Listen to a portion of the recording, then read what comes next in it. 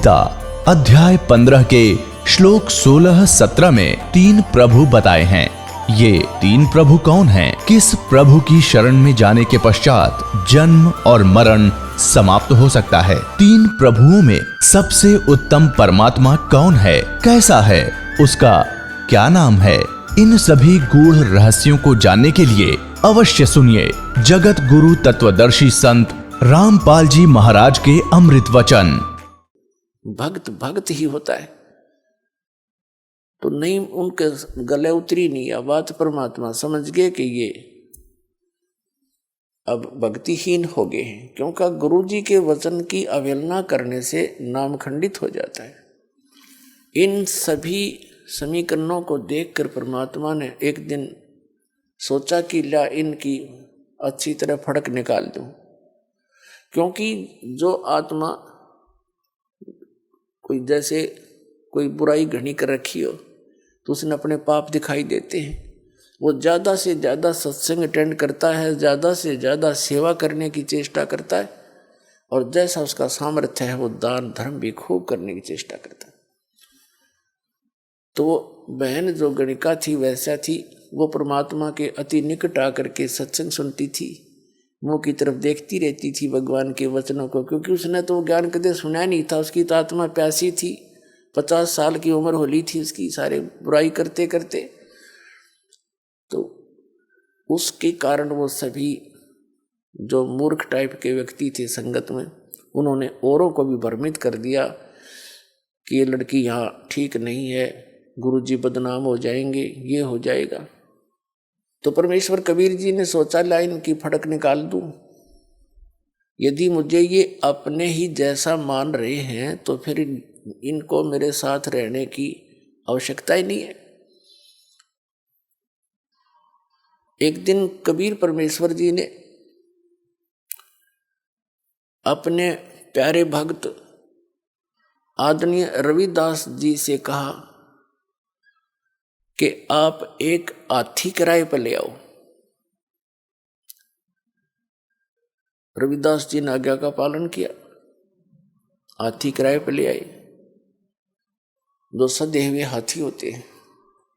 और उस लड़की से कहा, गणिका से वैश्या से, बेटी तू कल अपना सारा सुंदर कपड़े पहनना, सब आभूषण लगा करके और मेरे पास आना।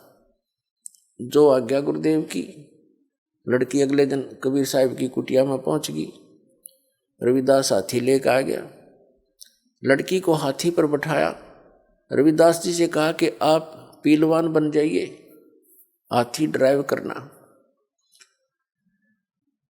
और लड़की को रविदास के पीछे अपने दोनों के बीच में बैठा लिया, और एक बोतल में, सफेद शीशी में बोतल में गंगा जल भर लिया, जैसा अन्य व्यक्तियों को ऐसा लगे कि ये शराब ले रखी है।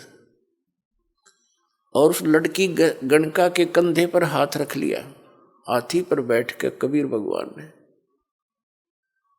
और उस गंगा जल को ऐसे पी रहे हैं और ऐसे मस्ती में बैठे, ऐसे जूझ रहे हैं जैसे एक शराबी गतिविधि करता है, ऐसे करने लगे। और रविदास जी से कहा कि मेन बाजार है जो काशी का, उसके बीचों बीच निकाल दे हमारी सवारी ने। अब रविदास जी ने उस मेन बाजार में से निकाल दिया।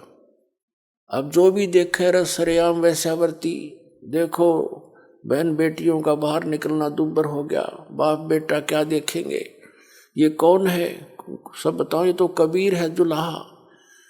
और सभी कहते थे हम तो पहले कहा करते थे, हमें पता था कि वहाँ क्या होता है, वहाँ वैश्या भी सुप्रसिद्ध जाया करती थी। आज देख लो सरेआम होगी या सच्ची, जो चर्चा जनता में चला है वह झूठी नहीं होती। ले भाई, तो उनके कबीर साहब के जो शिष्य थे उनको बुला ले आवे वो दूसरे, कि देखो तुम भगवान बताया करते जिसको, ये देखो तेरे भगवान के कर्म, सरेआम शराब पी रहा है, नशे में, इसको पता नहीं तू कहाँ घूम रहा है। और वैश्या को साथ लिए। अब वो नकली तो हो रहे थे सारे चेले, उनको विश्वास ही नहीं था अपने भगवान पे।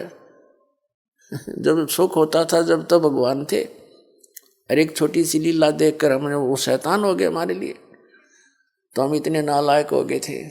तो सभी ने परमात्मा से मुंह मोड़ लिया और कहने लगे हम तो कभी कभी जाते थे, हम तो जाते ही नहीं थे, हमने तो एक दिन नाम लिया था फिर गए नहीं, मुझे तो एक दिन वो दूसरा ले गया था, मैं ना जाया करता। यानी लोक लाज के कारण अपने परमात्मा से 64 लाख विमुख हो गए। उधर से क्या हुआ, जो कबीर परमात्मा के विरोधी हो गए थे, उनके इन सत वचनों से कि तुम्हारे जितने भी धर्मगुरु हैं, चाहे वो हिंदू के हैं चाहे मुसलमान के, ये यथार्थ ज्ञान इनके पास नहीं है, तुम्हें मिसगाइड कर रहे हैं, इनके द्वारा बताई साधना से तुम्हारी गति नहीं होगी। जिस कारण से वो हिंदू और मुसलमानों के जो धर्मगुरु थे वो कबीर साहब के पहले ही शत्रु हो चुके थे। बहुत सी यातनाएं कबीर साहब को उन्होंने दी थी, लेकिन परमात्मा पर उनका कोई असर हुआ नहीं था। तो उनका दाव लग गया। और विशेषकर परमात्मा ऐसी लीला उस दिन किया करते थे जिस दिन दिल्ली का सम्राट सिकंदर लोधी काशी बनारस में अपने दौरे पर जाता था। उन दिनों में दिल्ली का सम्राट यानी पूरे भारत का राजा, वो भी अपने छोटे राजाओं की खबर लेने के लिए, जैसे काशी का नरेश वहाँ उसमें वीर देव सिंह बघेल थे, तो उनके पास जाते रहते थे, उनकी सारी राजकाज की वो नज़र रखते थे क्योंकि वो सब उनके अंतर्गत होते थे। उसी समय परमात्मा ने ये लीला की। सभी हिंदू धर्म के आचार्य, शंकराचार्य और अन्य जितने मंडलेश्वर थे उनका सबका दाव लग गया, ब्राह्मण गुरु जितने थे। और उधर से मुसलमानों के पीर और काजी जो पहले दुखी थे परमात्मा से, और साथ में एक शेख तकी नाम का जो मुसलमान था, वो पीर था, गुरु था, किसका? सिकंदर लोधी का, राजा का। और उसके पूरे भारत के जितने भी मुसलमान धर्म के अनुयायी थे उस शेख तकी के संकेत से सब काम करते थे, वो इतना उसको मानते थे। और वो सिकंदर लोधी के साथ ही जाता था, वो भी पहुंचा हुआ था। अब सभी ने मिलकर, हिंदू और मुसलमान दोनों के धर्मगुरु, उन्होंने अपने अपने अनुयायियों को भ्रमित किया। कहा कि देखो भाई, ऐसा व्यक्ति अगर काशी में रहेगा, हमारे नगर में रहेगा, क्या असर पड़ेगा बच्चों पर, कैसे निकलेंगे हम बाहर। चलो, राजा सिकंदर लोधी आया है, उसके सामने हम अपनी अर्ज करेंगे और इसको कठिन दंड दिलवाएंगे।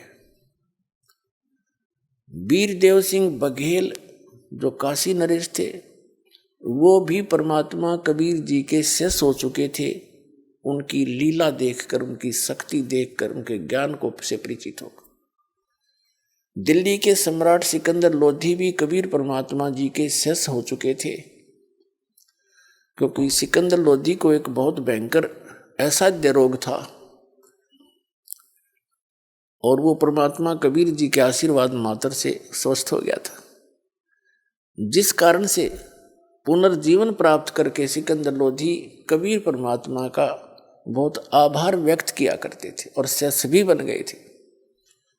लेकिन राजा का इतना ही सांग होता है, जनता घनी दिखी ना, अपने राज के जाने के भय से वो कुछ भी फैसला ले लेता है। उस समय ना वो भगवान देखता, ना कोई गुरु और धर्म देखता। धर्म मीन धार्मिकता। तो उसने सभी लोग इकट्ठे होकर सिकंदर लोधी के पास पहुंच गए, जिस रेस्ट हाउस में वो रुके हुए थे। सारी कहानी से परिचित होकर के राजा ने आदेश दे दिया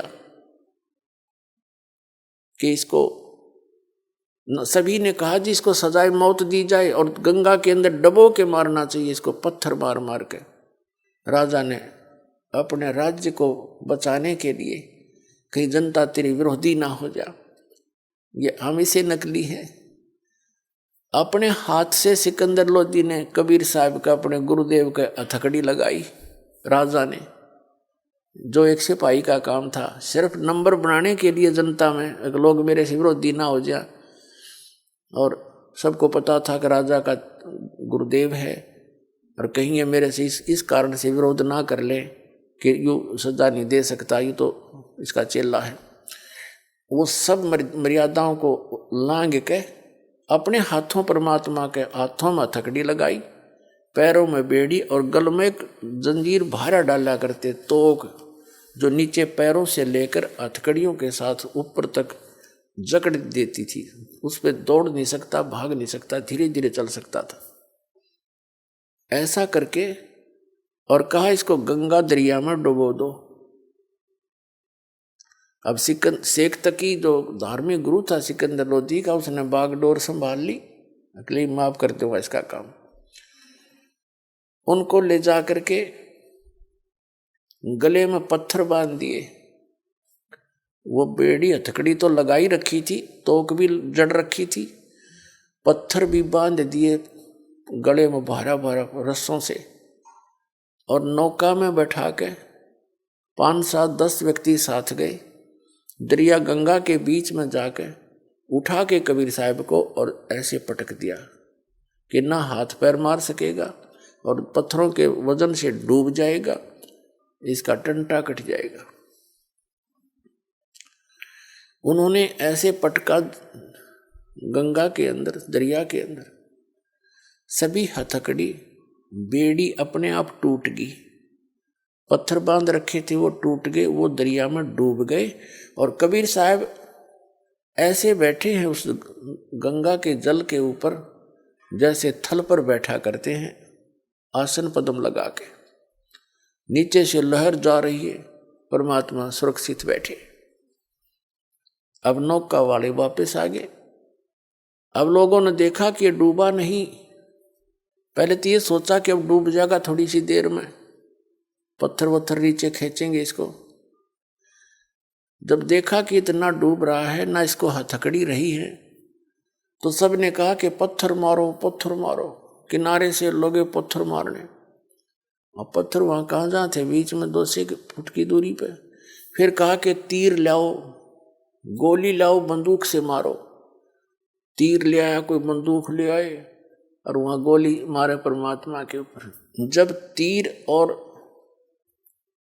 इनसे नहीं मरे बंदूक गोलियों से, तब उन्होंने कहा सबने मिलकर के राजा तोप मंगाई जाए। अब तोप यंत्र लाके खड़ा कर दिया, उसमें गोले डालने कबीर साहब के ऊपर दाग गए। वो गोला या तो वहीं गिर जाए फंस, या कबीर साहब से 100, 200, 300 फुट दूर जाके गंगा में गिरे, क्योंकि वहां बहुत चौड़ाई है गंगा दरिया की जहां पर वो ये क्रिया कर रहे थे। और यह इतनी दूर जा पड़े किसी तालाब सरोवर में, आसपास के जो गंगा जल से भरे हुए उसके कारण भर जाते थे आसपास के। ऐसे परमेश्वर की लीला को आदरणीय गरीबदास साहिब जी, गांव छुडानी, जिला झज्जर, हरियाणा वाले ने परमात्मा से परिचित उस ज्ञान से समझकर, जानकर यथार्थ रूप में वर्णन किया। यहाँ थोड़ा सा वर्णन आदरणीय गरीबदास साहिब जी का आपको देते हैं, क्योंकि पुण्यात्माओं, आज तक आपने कौड़ियों को तो लाल समझ रखा था और लाल को हमने कौड़ी जानकर कहीं फेंक रखा था कूड़े में। अब दास ने पहचाना उस लाल को, क्योंकि लाल के गुणों से परिचित हुआ, और उस लाल को उठाकर बाप को आपके सामने ला रहा हूं कि जिनको तुम लाल समझकर लिए हुए हो वो लाल नहीं है, वो समर्थ भगवान नहीं है। और समर्थ के बिना कोई सुख हो ही नहीं सकता, आपकी गति नहीं हो सकती, आपके यहाँ भी पाप नाश नहीं हो सकते, आपके प्रारब्ध के जो पाप कर्म है वो नहीं कट सकते और आप सुखी नहीं हो सकते। यहाँ भी दुख और आगे भी आप दुखी होगे। केवल समर्थ कबीर परमात्मा से ही आपको यहाँ भी सुख मिलेगा। आप जो प्रारब्ध के कष्ट के कारण आप पाप के कारण आप कष्ट में हैं, और जब तक ये पाप नाश नहीं होगा इतने कष्ट मिटे नहीं। जैसे कोई रोगी किसी रोग से पीड़ित है, और रोग जब तक नहीं कटेगा वह सुखी हो ही नहीं सकता। तो ये प्रारब्ध का जो पाप है, ये एक रोग आपका, जिस कारण से इसके कारण से जो आपको कष्ट है, कोई घर में समस्या है, कोई धन हानि हो रही है, या कोई पुत्र में गड़बड़ है, या पुत्र वधू का दिक्कत है, तो इस तरह की जो प्रारब्ध कर्म पाप के कारण दुख है, ये पाप नाश होने से सुख होगा। तो पाप नाश केवल कबीर परमात्मा ही कर सकता।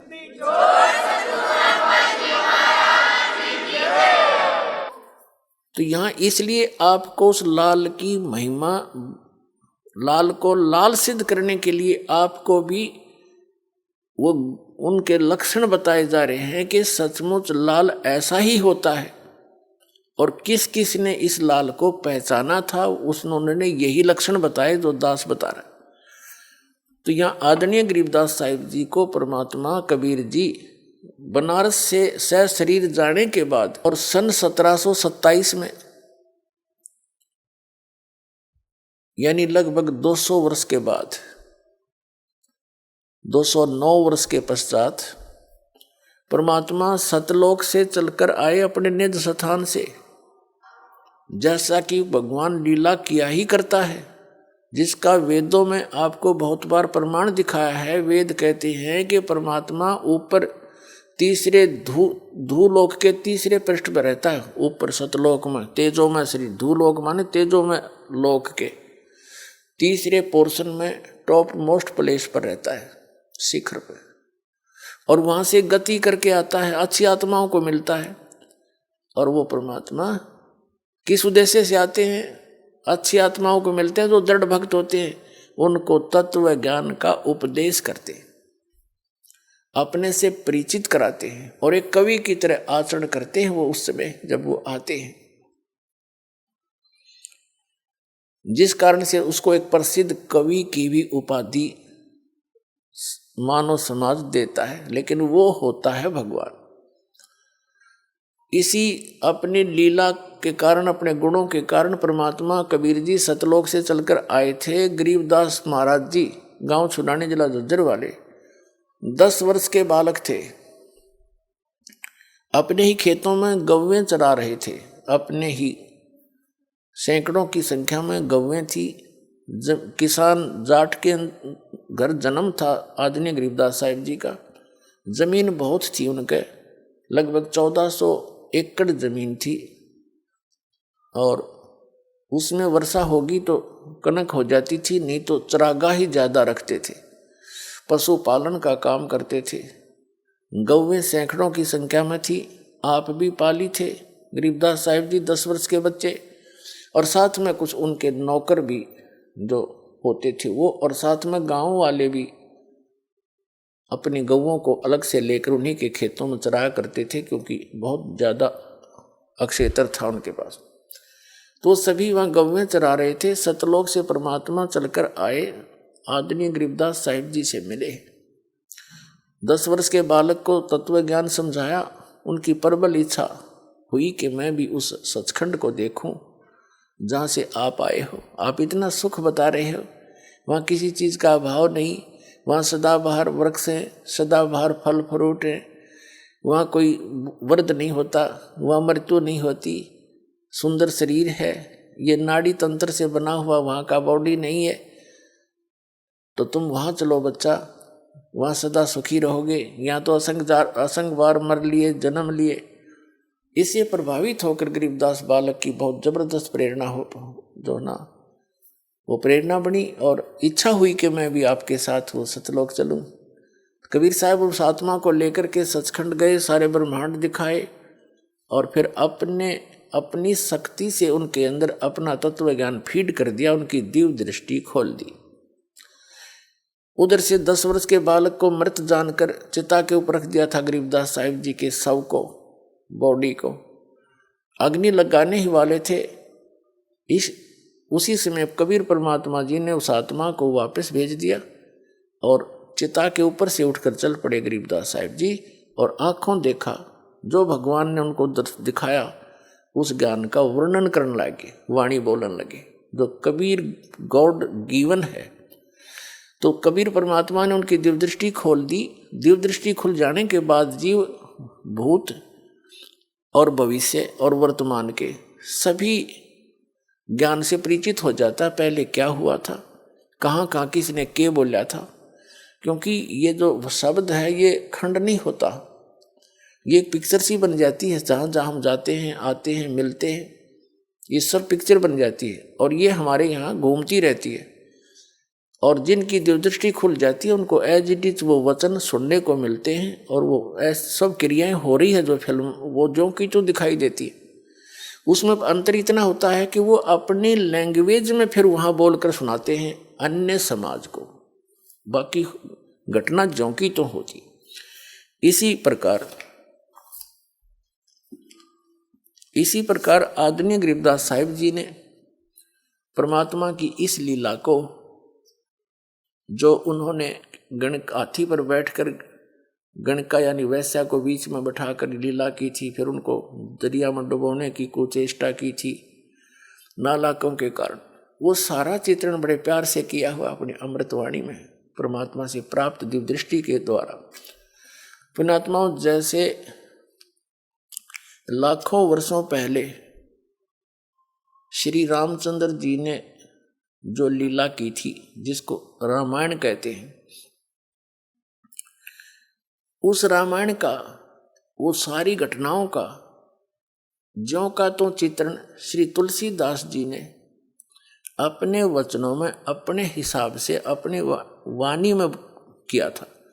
तो वो सबको मान्य है कि जो तुलसीदास जी ने लाखों वर्ष के बाद उस समय चल रही चलचित्र की तरह वो सारी घटनाओं को देखकर और लिखा था और सत्य माना जा रहा है। इसी प्रकार अपनी दिव्य दृष्टि की रेंज होती है, जैसे एक सूक्ष्मदर्शी होती है, एक दूरदर्शी होती है। तो दूरदर्शी का भी, दूरबीन का भी अपना अपनी रेंज होता है, क्षमा होती है। कोई तो 1 किलोमीटर तक दिखा सकती है, कोई 100 फुट तक ही दिखा सकती है, देख सकती है, और कोई ऊपर के ग्रहों तक भी देख लेते हैं यहाँ से बैठे, उनकी इतनी अक्षमता होती है। इसी प्रकार कबीर परमात्मा द्वारा प्राप्त उस दिव्य दृष्टि की रेंज गरीबदास जी को जो मिली थी वो सबसे ज़्यादा थी। अरबों खरबों वर्षों पहले के ज्ञान, सतलोक से क्या हुआ, कब हुआ, कैसे हुआ और भविष्य में क्या होगा, वो सारा आदरणीय गरीबदास साहिब जी ने अपनी अमृतवाणी में तुलसीदास जी की तरह लिखा, जो हमें मान्य है और होना चाहिए। वो सुना। अब क्या बताते हैं, फिर गणका के संग चले सीसी बरी शराब, गरीबदास उस पूरी में जुल्हा भया खराब। कि उस नगरी में, उस काशी नगरी में कबीर परमात्मा उन लोगों की दृष्टि में एक बेहुदा व्यक्ति लगने लगा। जुल्हा यानी वो कबीर धानक परमात्मा हुआ खराब, यानी सबकी दृष्टि में वो गलत सा लगने लगा। क्योंकि फिर गणका को संग लिया सीसी भरी शराब, वैसा को साथ लिया और लोगों की दृष्टि में वह सीसी शराब की थी, लेकिन वो गंगा जल था। गरीबदास उस पूरी में जुल्हा भया खराब, तारी बाजी पूरी में ये भिष्ट जुलदी नीच, गरीबदास गणकास जी ही दो संतों के बीच। गरीबदास जी क्या बता रहे हैं कि उस पुरी में, नगरी में, जब कबीर साहब को उस दशा में देखा, हाथी के ऊपर बैठे हुए हाथ में शीशी शराब की तरह पी रहे थे गणका को, वैसा दोनों संतों के बीच में बैठी थी, तो सारी नगरी में ताली पिट्टी, हंसी मजाक करें, गाली दें, ये दुल्हा नीच, वो अपनी असलियत पर आ गया। देखो, तारी बाजी पूरी में ये भ्रष्ट दुलदी नीच, गरीबदास गणकास जी ही दो संतों के बीच, गावत बैन विलासे पद गंगा जल पीवंत, गरीबदास भी भल बहे वो मत वाले घूमत। बड़ुआ बड़ुआ सब कहें कोई न जाने खोजे। दास गरीब कबीर कर्म ये बाटे सिर का बोझे।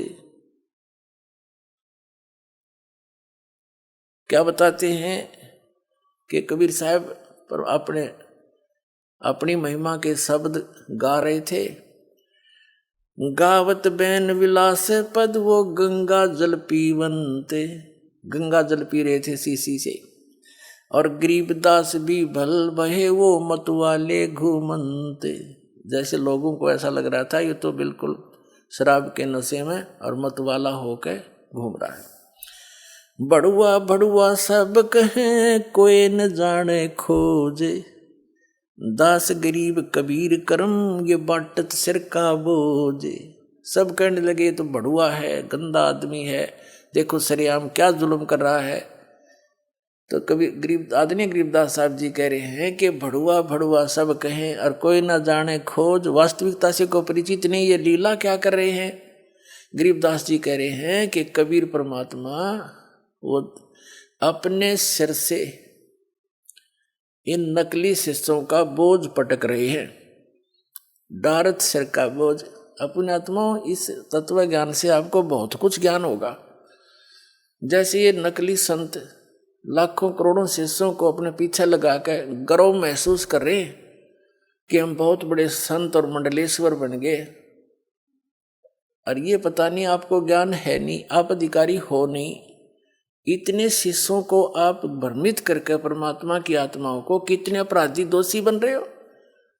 आपके ऊपर इतना जबरदस्त भार हो जाएगा, आप तो असंख्य जन्मों तक नरक से नहीं निकल पाओगे। तो ये परमात्मा ने भी यह लीला की कि जब देखा 64 लाख से उस समय, आज से 600 वर्ष पहले 64 लाख से सोना कोई बालकों का काम नहीं, ना कोई मीडिया था, ना कोई ऐसा। और दानक जो लाहे के घर जन्म जिसका एक गरीब व्यक्ति आम आदमी की दृष्टि में तो कितने समर्थ थे वो। कैसे उन्होंने लीला करके अपने बच्चों को अपनी शरण में लिया, उनको सत भक्ति दी। लेकिन हम परमात्मा को ना पहचान कर उससे ऐसे ही बिछुड़ते रहे। अब वो कमी, अब जो दास आज सत्संग सुना रहा है वो लास्ट में रिजल्ट निकलेगा इसका। तो वह त्रुटि, वो कमी अभी तक हमें हानि करती रही, आगे अड़ती रही। तो क्या बताते हैं, तो सभी के सभी जो शिष्य थे वो अपने आप विमुख हो गए, सत्संग में जाना ही छोड़ गए। यहाँ दो स्थिति होती है। एक तो होता है गुरुद्रोही। गुरुद्रोही वो होता है जो गुरु की निंदा करने लग जाता है, उसका विरोधी बन जाता है, तो वो तो गुरुद्रोही है। गुरुद्रोही तो कभी भी फिर भविष्य में अगले जन्मों में कई असंख्य युगों तक मानव शरीर नहीं प्राप्त करता। और जो वैसे ही लोक लाज में दब के अराना छोड़ गए तो उनको, और गुरुद्रोही हुए नहीं, गुरुद्रोही की परिभाषा आपको बताई थी, तो उनको फिर आगे उस परमात्मा के द्वारा दी गई भक्ति, जिसने 2 वर्ष की, किसी ने 10 वर्ष की, किसी ने 20 वर्ष भी की होगी, किसी ने 30 वर्ष भी की होगी, तो उस भक्ति से वो फिर रह गए यहीं पर। लेकिन उस भक्ति के कारण परमात्मा उनको चार्ज कर गए, इतने दयालु हैं। उनको फिर मनुष्य जन्म मिलने शुरू हो गए। और वो ही आप हो जो यहाँ आ रहे हैं, उन 64 लाखों में से पहले वो आएंगे। आप भटक रहे हो, परमात्मा से दूर हो गए, लेकिन वो दयालु हैं। उनको मालूम था कि ये अब नहीं पहचानेंगे मुझे, हमें चार्ज कर गए, इतने दयालु हमारे कर्म बढ़वा गए, अराब बढ़वा कवा गए, और हम उनसे दूर हो गए और कोई विकल्प नहीं था उनके सामने। तो हम अब आप जी को जो मनुष्य जन्म मिलता हुआ आ रहा है, आपके अंदर प्रेरणा है परमात्मा की। कोई कहीं जा रहा है, कोई संत के पास जा रहा है, कोई किसी मंदिर में जा रहा है, कोई तीर्थों पे जा रहे हैं, कोई अपने आप ही कोई साधना कर रहे हैं, तो आपके अंदर वो चाह है। तो 2 प्रकार से मानव शरीर प्राप्त होता है। एक तो पूर्व के पुण्य कर्मों से लगातार मनुष्य जीवन कई भी मिल जाते हैं, जब तक उसके पूर्व जन्म के पुण्य चलते हैं, भले ही आगे वो भक्ति करे या ना करे, पिछले प्रारब्ध के कर्मों से संचित कर्मों से ऐसे मिल जाते। तो जो व्यक्ति ऐसे मनुष्य जीवन से ही मनुष्य जीवन प्राप्त है, वो जल्दी भक्ति को ग्रहण करता है, उसमें एक चेष्टा रहती है परमात्मा के पाने की। और एक दूसरी टाइप से मिलता है जन्म, एक टर्न वाइज मिलता है, नंबर वाइज। जैसे 84 लाख प्रकार के प्राणियों के शरीर में कष्ट भोगने के उपरांत इतने पुण्य शेष रख लिए जाते हैं इस प्राणी के कि उसको एक मनुष्य जीवन फिर से दिया जाता है। जो अन्य प्राणियों के शरीर भोग भाग के अब आए हैं, वो इस भक्ति में जल्दी से नहीं लगेंगे, चाहे कितना सर पटक ले, उनकी ओर ही वृत्ति होती है। तो आप जी जो कहीं भी किसी संत के पास गए हैं, उनके पास या किसी मंदिर मस्जिद गुरुद्वारों में जा रहे हो, आप वो आत्मा हो जो मनुष्य जीवन से ही आपको पुनः मनुष्य जीवन प्राप्त हुआ। पिछले जन्म में भी आप मानव ही थे, इसीलिए आपके अंदर अन्य व्यक्तियों से एक विशेष, आपके विचार भी अच्छे होते हैं, आपका भाव भी ठीक होता है। भले ही आप कितनी बुराई कर रहे होते हो उस समय, लेकिन इस ज्ञान को सुनते ही बड़े बड़े शराबियों ने शराब त्याग दी, दुराचारियों ने दुराचार त्याग दिया, डाकुओं ने डाके डालने छोड़ दिए, चोरों ने चोरी छोड़ दी, रिश्वतखोरों ने रिश्वतखोरी छोड़ दी। तो वो पुण्यकर्मी प्राणी गलती से फंस गए उस विकारों में, तो वो पुण्य मनुष्य जीवन से आए हुए तुरंत त्याग देते हैं। और जो टर्न वाइज नंबर प्राप्त है, वो भी बुराइयां कर रहे हैं, वो नहीं ना सुनते हैं ना वो त्यागते हैं, वो तो याद फिर उनका अंत ही बुरा होता है, वो अलग है। उनमें थोड़ा समय लगे, ऐसा नहीं है। जो मनुष्य अन्य प्राणियों के जीवन से मनुष्य जीवन प्राप्त किया है, वो भी शरण में आ सकते हैं, लेकिन उनको टाइम ज़्यादा लगेगा आने में। वो उस समय आएंगे जब परमात्मा का पूरा ज्ञान पूरी पृथ्वी पर फैल जाएगा, बच्चा बच्चा उनको समझाने लगेगा, तब धीरे धीरे उनके अंदर वो वस्तु घर उनका भी करेगी, ऐसी बात नहीं। लेकिन आप जी वो हैं जो यहाँ पहले आ रहे हो, कभी परमात्मा से बिछड़े हुए हो आप। जब कबीर भगवान आए थे, अब कोई महाराष्ट्र से आ रहा है, कोई बेंगलोर से, उसे जो है गुजरात से आ रहा है, कोई कहीं से आ रहा है। तो एक गांव में हजारों घर होते हैं और 2-3 बच्चे निकल कर आते, तो काल ने जगह जगह फेंक रखा था इनको संस्कार बस। और वहाँ से परमात्मा उठा कर प्रेरणा कर करके टीवी के माध्यम से, पुस्तक के माध्यम से, किसी भाई बहन रिश्तेदार के माध्यम से अपना फिर संदेश भेज रहे, और वही बच्चे अभी यहाँ आ रहे। तो वो 64 लाख जो शिष्य थे परमात्मा की इस लीला को देखकर उनसे विमुख हो गए, सत्संग जाना बंद कर दिया, लेकिन वो गुरुद्रोही नहीं हुए। उनको अब फिर पिछली पीढ़ी में वो पार करेंगे, इतने दयालु हैं, क्योंकि वो हमारे पिता हैं। और सो छल छिद्र मैं करूं अपने जन के काज,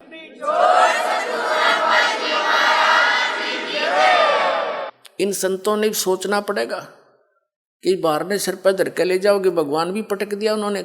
अब इन संतों का भार इसी बात से मुक्त हो सकता है, इस दास के ज्ञान को समझें, और त्रुटि है तो दास को बताएं। कोई मैं गलत कह रहा हूं तो एक तो बोला, कोई सारे सांप सूंघ गया सबने, तो इसका मतलब ये हार तो चुके हैं। जनता भोली आत्मा श्रद्धालु हैं, चिपके बैठे हैं, इनको जब समझ में आओगी ये स्वयं आ जाएंगे। और जो ज़्यादा ही अच्छी आत्मा यानी ड्यूटी हैं और विवेकहीन है, वो उनके पास रह जाएंगे। तो उन पर फिर भी भार रहेगा, क्योंकि उन्होंने तो मिसगाइड कर ही रखा है, उनकी आत्मा कह ही नहीं रही कि ये कल्याण करवा लें। तो उन सब का जो मिसगाइड किया हुआ, चाहे वो बेशक यहाँ आ जाए, फिर भी उन पर भार रहेगा, उन संतों पर जिन्होंने उनको पहले भ्रमित किया हुआ है। तो उनका एक ही तरीका है, वो स्वयं सबको कह दें, इस ज्ञान को समझें। वैसे नहीं, खूब गहराई से जाने, वो भी भगवान के लिए निकले हैं, उनको भी परमात्मा चाहिए, मोक्ष उनको भी आवश्यकता है। और जब आपके पास मोक्ष मार्ग नहीं है, तो यहाँ से आज कितनी सुविधा आपको कल को नहीं रहेगी। 84 लाख योनियों में जाना पड़ेगा, नरक में डालेगा काल तुम्हें। तो ये संत एक बार इनको कह देंगे कि भाई देखो ऐसे आशा है, हमने कोशिश बहुत की, हमें भी ज्ञान नहीं था, इस ज्ञान से तो सिद्ध हो ही जाएगा, उनको ज्ञान है नहीं। अरदास सरेआम कह रहे हैं, इनको ज्ञान नहीं, इनके पास कोई समाधान नहीं, फिर भक्ति किस लिए कर रहे हैं? जब कोई साधन नहीं है और ज्ञान नहीं है, फिर क्यों आप भ्रमित जनता को कर रहे? तो इससे इनको ये समझ में आ जाना चाहिए और कह देना चाहिए अपने अनुयायियों को, भाई ऐसे ऐसे बात बन गई, मुझे भी ज्ञान नहीं था, और आप भी चलिए, आप कल्याण कराओ वहाँ पर जा करके। अब एक डॉक्टर के पास आने में के शर्म माने, दास डॉक्टर है, आपको जन्म मरण का रोग है, परमात्मा ने दास को डॉक्टर बना के भेज दिया, तो सारा विश्व आ जाओ।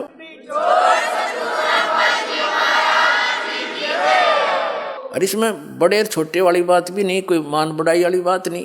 दास एक डॉक्टर है, डॉक्टर को क्या भी मान है, उसका तो पैसा है, चाहे लाखों जितना भी वो डील कर सकता, सबको कर सकता है। यहाँ तो आध्यात्मिक मार्ग में तो सारा विश्व आ जाओ, ये तो शब्द की शक्ति तो सारे पार हो जाएंगे, और भक्ति करोगे, नियमित रहोगे, थोड़ी सी बात है। और परमात्मा का यथार्थ ज्ञान दास के पास है, संत भी आवे और वही चेले रहेंगे, वही आश्रम होंगे, भक्ति दास के अनुसार करनी पड़ेगी, और अपना एक दास बनकर रहना पड़ेगा, संत महंत बनकर नहीं रह सकते। फिर तो आपके कर्म बिगड़े रह जाएंगे। बस इतनी सी बात है, कल्याण हो जाएगा सबका। तो वो भार मुक्त हो सकते हैं। जब परमात्मा होते हुए उन्होंने भी क्या बता रहे हैं, बड़ुआ बड़ुआ सब कहे, कोई न जाने खोजे, दास गरीब कबीर करम, ये बाटत सिर का बोझे। अपने सिर से बोझ उतार रहे हैं परमात्मा, फेंक रहे हैं नीचे, पटक रहे हैं। 64 लाख शिष्य हो गए थे, तो गुरु पर भार होता है उन शिष्यों का, वो तो भोली भाली आत्मा समर्पण हुई बैठे हैं, और वो कसाई के ले जा रहे हैं, जो गलत रास्ता बता रहे हैं, काल के जाल में फंसा रहे हैं। तो इनसे बड़ा अपराध कुछ नहीं हो सकता। तो कबीर साहब, जो परमात्मा ने भी अपने सिर से बोझ पटक दिया कि ये जान जोगे नहीं है सतलोक, तो क्यों सिर पर भार रखा, तो ये अपने सिर से भी उतार गए, उन्होंने तरीका यो अपना लिया, तो सब उनसे विमुख हो गए, तो उनसे वो भार मुक्त हुए। देखो गण का संग लई, कहते कौम छती से, गरीबदास इस जुलहदी का दर्शन आन हदी से। सब 36 कौम 36 जात ये कह रही है, देखो वैसा को साथ लिए सरेआम घूम रहा है, इस जुलाहे का इस दान के तो दर्शन करने में भी टोटा। और फिर क्या कहते हैं, शाह सिकंदर लोधी के पास पहुंचे, शाह सिकंदर को सुनी, भ्रष्ट हुए 2 संत, गरीबदास चारों वर्ण, उठ लागे सब पंथ। यानी सिकंदर लोधी के पास सभी ने जाके बता दिया कि ये 2 संत आदरणीय रविदास साहिब जी, परम पूज्य कबीर परमेश्वर जी के विषय में कहा कि वो 2 भ्रष्ट हो गए, उन्हें सरेआम वैश्यावर्ती करते हाथी पर घूम रहे। 4 वर्ण 60 आश्रम, दोनों दीन खुशहाल, गरीबदास हिंदू तुर्क, पड़ा शहर गल जाल। अब क्या बताते हैं कि सभी के सभी जितने दोनों धर्मों के आचार्य, शंकराचार्य, पीर गुरु थे, ये सब बड़े खुशी बनाई, अकाज इसका टंटा कट जाएगा, आज इसको राजा जान से मरवा देगा, फांसी की सजा देगा, इसको दंडित करवाएंगे। शाह सिकंदर कह गए सुन कबले अरदास, गरीबदास तलबा हुई वो पकड़े दोनों दास। आदरणीय गरीबदास साहिब जी बता रहे हैं कि शाह सिकंदर के जब सब लोग गए काशी के इकट्ठे होकर के और उन्होंने अर्ज करी, तब सिकंदर लोधी ने कहा कि लाओ उन दोनों को पकड़ कर। तो वो दोनों पकड़े गए, आदरणीय रविदास साहिब जी, परम पूज्य कबीर परमेश्वर जी। कह कबीर यो क्या किया, गणकालीनी संगे, गरीबदास भूले भक्ति ये पड़ा भजन में भंग। अब सिकंदर लोधी शेष था, पहले तो जो ज्ञान सुन रखा था भगवान का, उसके आधार से बोला कि कहो कबीर यो क्या किया, वैसा ले ली संग, और गरीबदास भूले भक्ति। सिकंदर लोधी कह रहा है कि तुम भक्ति भूल गए और आपके पड़ा भजन में भंग। अब परमेश्वर कबीर जी क्या कहते हैं, सुन सिकंदर बादशाह हमारी अर्ज आवाज, गरीबदास वो राक्षसी जिन ये साजा साज। वो तो जानी जान थे, उन्होंने तो जानबूझ के लीला की थी। और एक दास बनकर कह रहे हैं कि हे सुनो सिकंदर बादशाह हमारी अर्ज आवाज, और गरीब दास वो राक्षसी जिन ये साजा साज। भगवान आप रक्षा करेगा मेरी, जो मेरे से गलती बनी या ना बनी। जैसे सिकंदर लोधी ने शिक्षा दी कि क्या क्या किया कबीर जी आपने, यो वैसा कुछ साथ ले लिया, आपकी भक्ति में कितना हानि होगी। तो परमात्मा एक दास बनकर उतरे थे। एक दास की लीला, एक हर तरह की लीला वही करके गए हैं जो एक संत ने करनी चाहिए और एक भक्त ने करनी चाहिए और एक अच्छे नागरिक ने किस तरह अपना गुजारा करके जीवन निर्वाह करना चाहिए। और परमात्मा तो 6 अवध लीला उनकी चल ही रही थी। काशी में बैठ कर पूरे ब्रह्मांडों को घुमा रहे थे और साथ में एक तत्वदर्शी संत वाली भूमिका भी वही कर रहे थे। खरी खरी जो कहते हैं सोई संत कहावे, और जेता मीठा बोलिया तेता संत ना हो। तो परमात्मा जो संत ने सतगुरु ने जो बोलना चाहिए, सच्ची सच्ची कहनी चाहिए, वो परमात्मा कबीर जी ही बोल के गए थे। और जो सच्ची कहता है वही सतगुरु होता है। तो कबीर साहब जी भी ही रियल में सतगुरु और परमात्मा थे ही।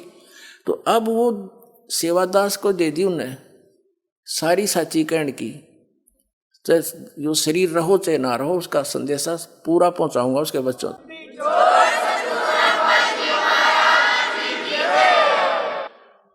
तो यहाँ परमात्मा खरी खरी कहा करते थे, सारी लीला वही कर रहे थे। और एक राजा के सामने नागरिक और दोषी कैसे बोलना चाहिए, ऐसे बोल रहे हैं। और उनकी दृष्टि में तो दोषी थे, लेकिन वो तो पूर्ण परमात्मा है, समर्थ है, निर्मल है, निर्दोष है। सुन सिकंदर बादशाह हमारी अर्ज आवाज। और कबीर साहब की तरफ से गरीबदास जी कह रहे हैं, गरीबदास वो राक्षसी जिन ये साजा साज, कि मेरा तो भगवान मेरी रक्षा करेगा, जो भी मेरे से हुई सो हुई।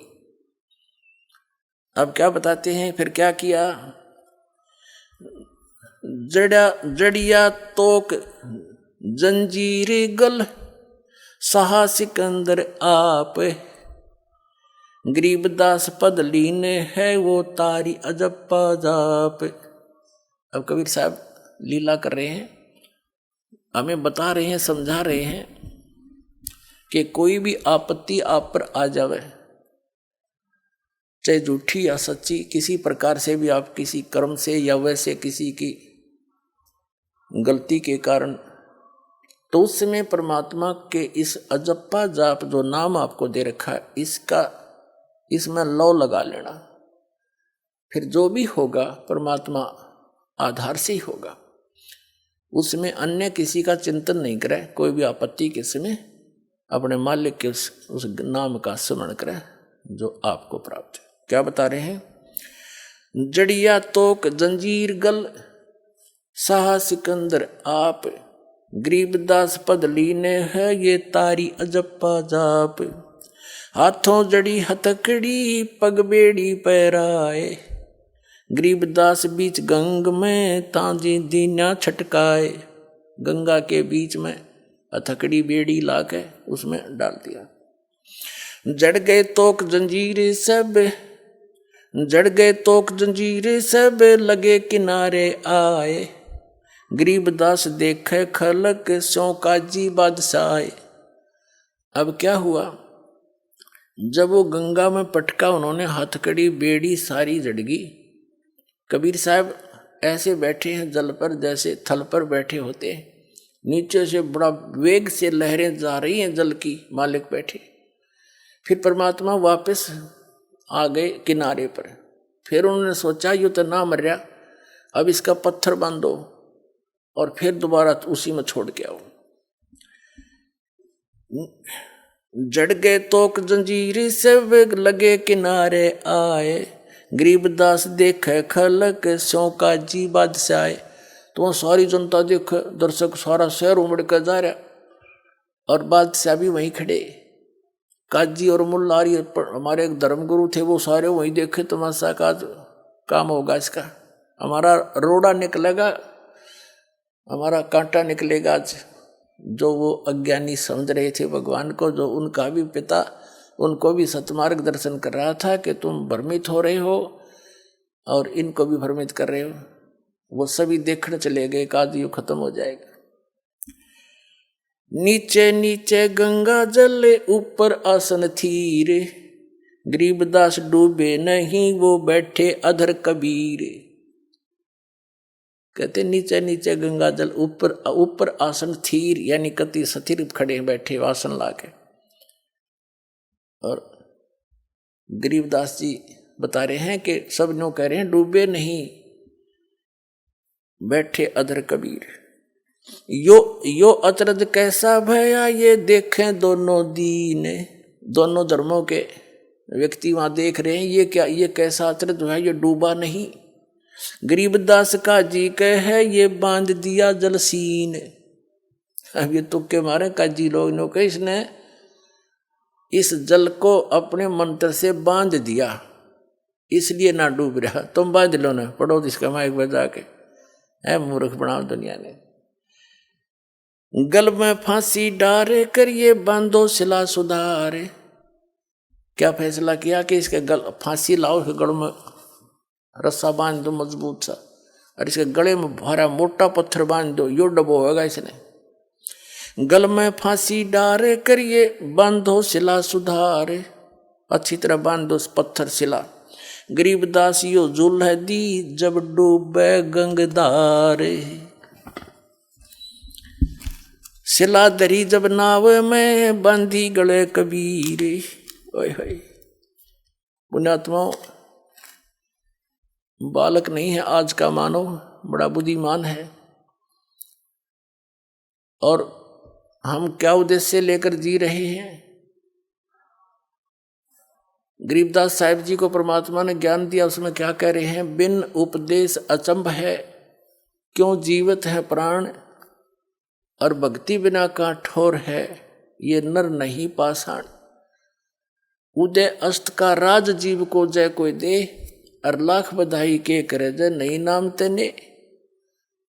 अब क्या बताना चाहते हैं कि ये जीव मनुष्य जीवन पा करके भक्ति नहीं कर रहे, उपदेश नहीं ले रखा, ये किस आधार से जीवित है, किसको आधार मानकर जिंदा है। अगर इस ज्ञान को सुनकर ये इधर नहीं आते हैं उपदेश लेने, तो ये आदमी नहीं, ये पत्थर दिल हो गए। इनके पाप कर्मों के कारण इनके ऊपर पत्थर हो गए, ये पत्थर हो गए, इंसान नहीं है। तो इतना किस लिए जी रहे? हम इन कार और कोठियों को, बेटा और बेटियों को अपना मानकर जी रहे हैं। कल मृत्यु हो जाए आपकी, क्या उद्देश्य था ये? कल बच्चे आपके सामने मर सकते हैं, ऐसे गंदे लोग में हम रह रहे, क्या यही उद्देश्य फाइनल है? कहते इस भक्ति बिना कहाँ ठोर है, ये नर नहीं पाषाण। तो यहां क्या बताना चाहते हैं, अपना आत्मा परमात्मा हमारे लिए कितना दुख उठा रहे हैं। आप तो भांग पिए पड़े हुए काल की। कबीर साहब कहते हैं, कबीर ये माया अटपटी और सब गट आण अड़ी, किस किस ने समझाऊं या कुआ भांग पड़ी। काल ने आपका अज्ञान की और यहाँ के झूठे लालच लोभ की, कोई ठीकार बंगलियां की, या एक ऐसा नशा चढ़ा रखा आपके इस माया का। कहते हैं कबीर साहब कहें, किस किस ने समझाऊं या कुआ भांग पड़ी। किस साल से जी रहे, और 1 मिनट में ना जाने भूकंप आ जा, क्षेत्र का क्षेत्र नाश हो जाता है, और 3-3 पीढ़ी के बनाए हुए मकान वहीं पर उनके नीचे दब कर मर जाते हैं, और फिर बाकी बचे फिर भी कुशल खा कुशल है। यहाँ पर कबीर साहब कहते हैं, झूठे सुख को सुख है ये मान रहा मनमोद, ये सकल जबीना काल का कुछ मुख में कुछ गोद। तो वो परमात्मा आपके लिए कितना भटक रहे हैं, उनका क्या उद्देश्य था आने का, इसे श्लोक न छोड़ के। वहां सारा सुख है, क्योंकि हम उसके बच्चे हैं, हमारे से गलती बन गई, बहुत भयंकर भूल बनी हुई है, और जिस कारण से हम यहाँ आगे उस मालिक ने छोड़ के इस काल के साथ में, इस विलियन के साथ आगे, हम इसको अच्छा आदमी मान के, और इसने हमारा केस हांग काट रखा, किसी का बेटा मर गया, किसी बेटी मर गई, कोई कैंसर से पीड़ित, किसी टांग कट गई, किसी बाजू कट गई है, कोई किसी कीड़े पड़े हुए हैं, कोई 84 लाख योनियों में कुत्ते गधे सूर बनकर हम कष्ट उठा रहे हैं, और फिर भी शांत है, क्योंकि हमें ज्ञान नहीं। आइए अब हम उन श्रद्धालुओं के अनुभव जानते हैं जो जगत गुरु तत्वदर्शी संत रामपाल जी महाराज जी से दीक्षा प्राप्त कर चुके हैं तथा उनके द्वारा बताए गए भक्ति मार्ग पर चल रहे हैं। नमस्कार सर। नमस्कार सर। सर क्या नाम है आपका? निखिल दास। निखिल जी आप कहाँ से हैं? हरियाणा के जिला यमुनानगर से। निखिल जी संत रामपाल जी महाराज से कब जुड़े आप? 2013 में। निखिल जी संत रामपाल जी महाराज से जुड़ने से पहले क्या आप कोई भक्ति साधना भी करते थे? जी सर करते थे। हम सभी देवी देवताओं की भक्ति करते थे। जैसे कि परंपरा हमारी हिंदू धर्म की है, उसमें शिव जी के कावड़ भी लाया, 2 कावड़ लाया है। और नवरात्रों के व्रत भी रखते थे माता के 9, और जागरण भी करते थे। मेरे पापा जी की जागरण पार्टी थी, उसमें जागरण में जाते थे, वहाँ पर भजन कीर्तन गाते थे और जो भी सेवा मिलती थी वहाँ पर हम बखूबी तरीके से करते थे। तो फिर आप संत रामपाल जी महाराज की शरण में कैसे आए? संत रामपाल जी महाराज की शरण में मेरी दीदी जी का रिश्ता संत रामपाल जी महाराज के शिष्य शिव कुमार से हुआ, जो कि गांव हसनपुर से है। तो उन्होंने नाम दीक्षा ले रखी थी। ऐसे ही मेरी बहन उनसे दीदी जी बात करने लग गई, तो जीजा जी ने एक भक्ति सौदागर को संदेश पुस्तक दी। उन्होंने बोला कि इसको पढ़ो। हमने उसको पढ़ा। उन्होंने बोला था कि इसमें सृष्टि रचना सबसे पहले पढ़ना। हमने सृष्टि रचना को पढ़ा। सृष्टि रचना को पढ़ने मात्र से ही हमारा दिमाग जो है घूम गया कि इसमें जो है ब्रह्मा विष्णु महेश के माता पिता लिख रखे हैं, और हम तो ब्रह्मा विष्णु महेश को ही अजर और अमर अविनाशी मानते थे। लेकिन फिर मैंने क्या किया, अपने ग्रंथों को लाया मैं, जैसे कि गीता। मैंने गीता को पढ़ा तो उसमें जैसा भक्ति सौदागर को संदेश पुस्तक में लिखा हुआ था बिल्कुल सेम टू सेम वही मिला। तो फिर मैंने वेदों को नेट पे सर्च किया। नेट पे सर्च करने के बाद उसमें जो का तो मिला। फिर मैंने एक पुस्तक जो कि देवी भागवत पुराण है, उसमें 3रा स्कंद पढ़ा। 3रा स्कंद अध्याय 5 पेज नंबर 123 पर उसमें लिखा था, विष्णु जी अपनी माता की स्तुति कर रहे हैं। हे माता, आप तुम शुद्ध स्वरूपा हो, यह संसार तुम्ही से उद्भासित हो रहा है। मैं ब्रह्मा और विष्णु तुम्हारी कृपा से विद्यमान है। हमारा तो आविर्भाव तथा तिरोभाव हुआ करता है, अर्थात जन्म मृत्यु हुआ करता है। मैंने ये ढूंढा तो मुझे जो का तो प्रमाण मिला। तो इससे मुझे और दृढ़ विश्वास हुआ कि सच में यह गान सत्य है। और जो हम पहले परंपरा जैसे कि हिंदू धर्म में मैं पैदा होया तो उसी के अनुसार चल रहा था। हमने कभी भी अपने ग्रंथों को नहीं पढ़ा था, लेकिन हमें सत्य भक्ति का पता करना था, जो कि हमें संत रामपाल जी महाराज दे रहे हैं हमारे शास्त्रों के अनुसार, ना कि परंपरा के अनुसार। मैंने सत्य भक्ति का और मुझे बहुत अच्छा लगा। फिर मैंने संत रामपाल जी महाराज से नाम उपदेश लिया। सर संत रामपाल जी महाराज से नाम दीक्षा लेने के बाद आपको क्या लाभ प्राप्त हुए? संत रामपाल जी महाराज से नाम उपदेश लेने के बाद दास को बहुत लाभ हुए। मुझे नया जीवन दान मिला। एक दिन मैं ट्रैक्टर लेके जा रहा था तो आगे से कुछ नशेड़ी लोग कार में बैठे पी के पूरी 120 की स्पीड में उन्होंने कार चला रखी थी। जैसे ही वो सीधे आए, मैं अपना आपा खो बैठा था। मुझे ये नहीं पता चला कि मैं अब क्या करूं। तो परमात्मा का भजन मैं कर रहा था, सतनाम का मंत्र कर रहा था। मुझे ये नहीं पता चला कि मेरा हैंडल कैसे घूम गया। एकदम से हैंडल अपने आप ऑटोमेटिक परमात्मा की दया हुई अपने आप घूम गया, और दास उस समय एक्सीडेंट से बच गया। जो उनकी कार ठीक मेरे सामने ट्रैक्टर के लगनी थी, वो पीछे ट्रैली में लगी। ये एक लाभ हुआ। इसके बाद मेरे पिताजी, जब से मैंने होश संभाली है तब से ही मेरे पिताजी बहुत दारू, बीड़ी, गुटखा, मांस यानी कि सारे प्रकार के नशे करते थे, और घर में आके लड़ाई झगड़ा करते थे। डेली का पिताजी का काम था।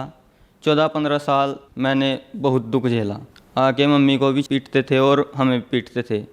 आए दिन का यही काम था पिताजी का। मैं इस जीवन से बहुत परेशान हो गया था और मैंने आत्महत्या करने की भी कोशिश करी, लेकिन मैं फिर रुक जाता था कि मेरी माताजी, अगर मैं मर गया तो मेरी माताजी का सहारा कौन होगा। तो ऐसे ही करते करते हम बहुत दुखी हो गए। तो फिर मैंने तो नाम ले लिया था, पापा जी ने मेरे उसके बाद 2018 में दिसंबर में नाम लिया। जैसे ही पिताजी ने नाम लिया 2018 में, उसके बाद संत रामपाल जी महाराज की दया से हम सुखी जीवन जी रहे हैं, और पिताजी ने सभी प्रकार के नशे भी छोड़ दिए, और जो मीट मछलियाँ खाते थे मैं भी छोड़ दी। संत रामपाल जी महाराज की दया से अब हम सुखमय जीवन जी रहे हैं। जैसे कि हर गांव में कुछ व्यक्ति एक दूसरे से जलते हैं, तो हमारे गांव में भी ऐसे ही मेरे पिताजी के ऊपर किसी ने भूत प्रेत का साया था वो करवा रखा था। ऐसे ही हम घूमते फिरते थे, कभी इस बाबा के पास कभी उसके पास, जहाँ कहीं भी मतलब कोई बोल देता था हम हर कहीं जाते थे। यहाँ तक कि हम मौलवी के पास भी गए, लेकिन उनके पास कोई समाधान नहीं हुआ। केवल थोड़े समय के लिए वो रहता था, फिर बाद में हफ्ते बाद फिर वैसे ही मेरे पिताजी कार्य करने लग जाते थे। तो हम इससे भी बहुत दुखी थे। एक ही लाभ यह भी हुआ संत रामपाल जी महाराज की दया से, उनसे नाम लेने के बाद, कि अब हमारे घर में भूत प्रेत का कोई साया नहीं है। एक और लाभ हुआ, हमारी आर्थिक स्थिति बहुत ख़राब थी।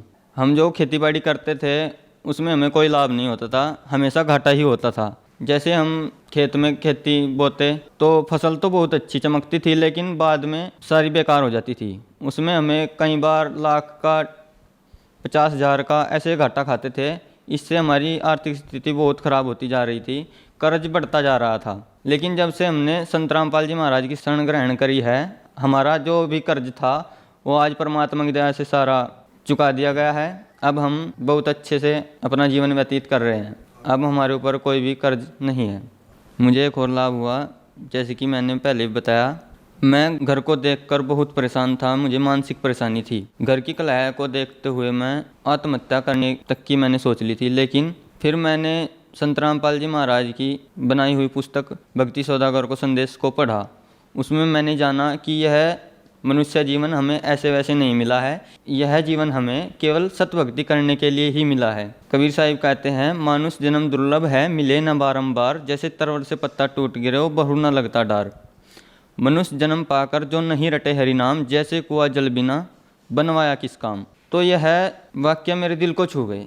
मैं इस ज्ञान से बहुत प्रभावित हुआ और मुझे बहुत अच्छा ज्ञान लगा। ये मुझे अपने जीवन के बारे में पता चला कि मैं कहाँ से आया हूँ और मुझे कहाँ जाना है। मैंने संत रामपाल जी महाराज की पुस्तक पढ़ के उनसे नाम उपदेश लिया और अपने जीवन को सुसाइड होने से बचाया, और अब मैं सुखमय जीवन जी रहा हूँ परमात्मा की दया से, संत रामपाल जी महाराज की दया से।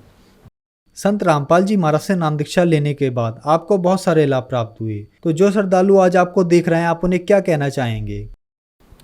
दास तो पूरे वर्ल्ड से प्रार्थना करना चाहता है कि जैसे मेरे ऊपर पहाड़ टूटे थे, जैसे कि मैं दुखी था अपने घर के कलेश से या अपनी मानसिक परेशानी से, ऐसे ही आप भी मेरी तरह लाभ प्राप्त कर सकते हैं। यदि आप मेरी तरह जीवन जी रहे हैं तो मेरी तो आप सभी से हाथ जोड़कर प्रार्थना है, आप भी संत रामपाल जी महाराज से नाम उपदेश लें और एक बार अवश्य आजमा कर देखें कि संत रामपाल जी महाराज में ऐसी क्या शक्ति है और वो क्या ज्ञान देते हैं, जिससे कि एक व्यक्ति, सुसाइड करने वाला व्यक्ति, अपनी ज़िंदगी में इतना चेंज हो गया कि वो आज सुखमय जीवन जी रहा है। तो आप भी एक बार संत रामपाल जी महाराज की शरण ग्रहण करें और अपना कल्याण करें। संत रामपाल जी महाराज की शरण में कैसे आया जा सकता है? संत रामपाल जी महाराज की शरण में साधना चैनल पर सत्संग चलता है, उसके नीचे पीली पट्टी चलती है, उसमें कुछ नंबर दिए जाते हैं, उन पर कांटेक्ट करके आप नाम उपदेश ले सकते हैं। प्रत्येक ज़िले में परमात्मा की दया से नामदान सेंटर खोले गए हैं। आप वहाँ का नामदान सेंटर का पता पूछकर वहाँ से नाम उपदेश ले सकते हैं। धन्यवाद सर। सच्चाई।